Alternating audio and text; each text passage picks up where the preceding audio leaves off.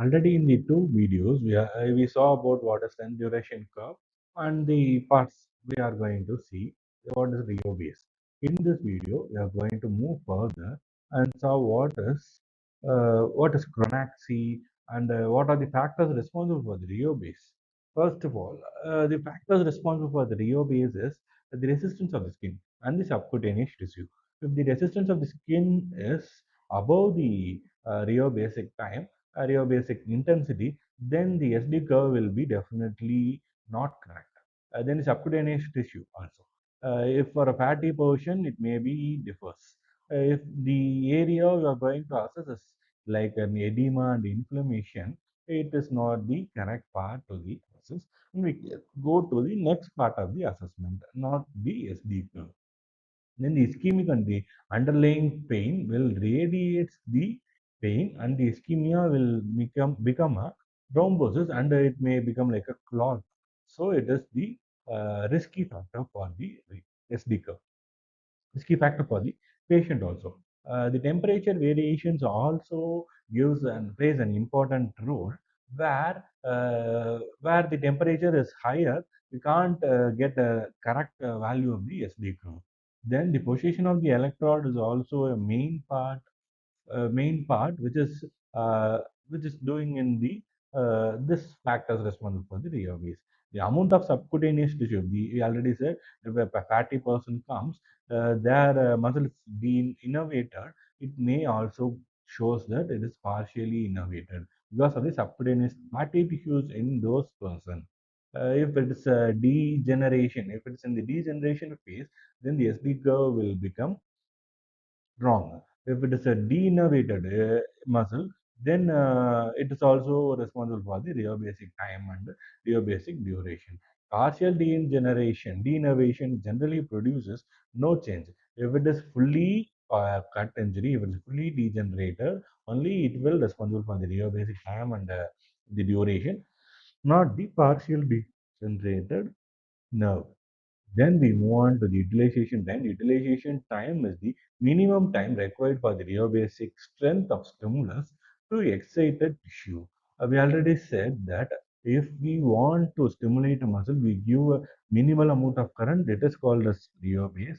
That minimum time required for that contraction of the muscle through the rheobasic strength stimulus is called as the utilization time.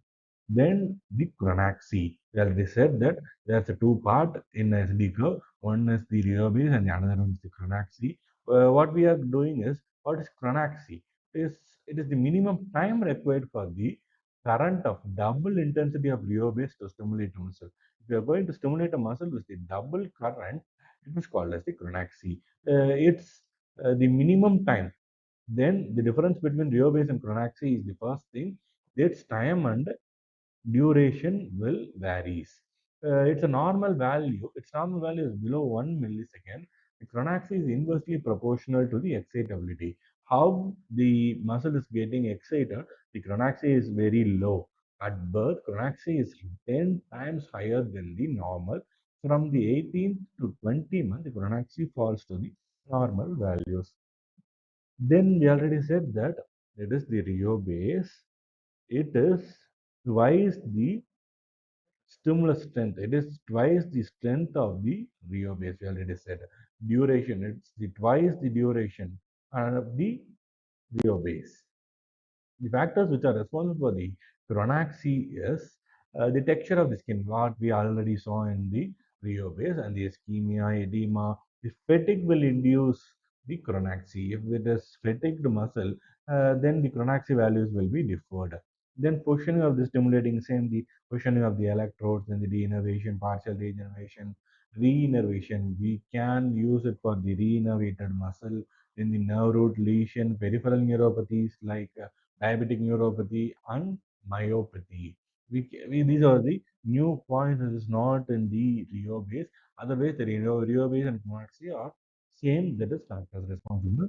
Then the equipments, we already said that equipments, what are the equipments need for the SD curve? Or first one, the low frequency generator, we are going to, where through which we are going to give the impulses. First one. Second one is the saline pad. Third one is the electrodes, fourth one is the leads, and then bandages, and the plastic protectors to protect skin from the patient or skin from the therapist.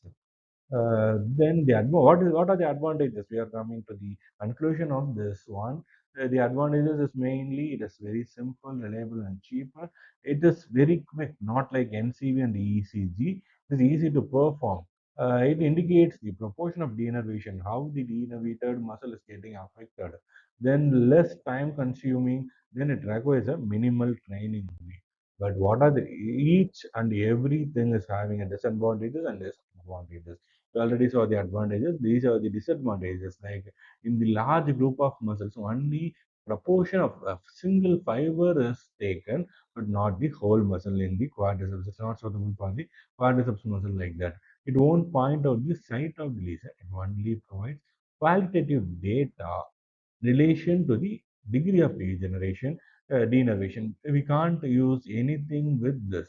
Can't come to conclusion without the proper diagnostic of ECG, EEG, and this EMG, and then the NCV.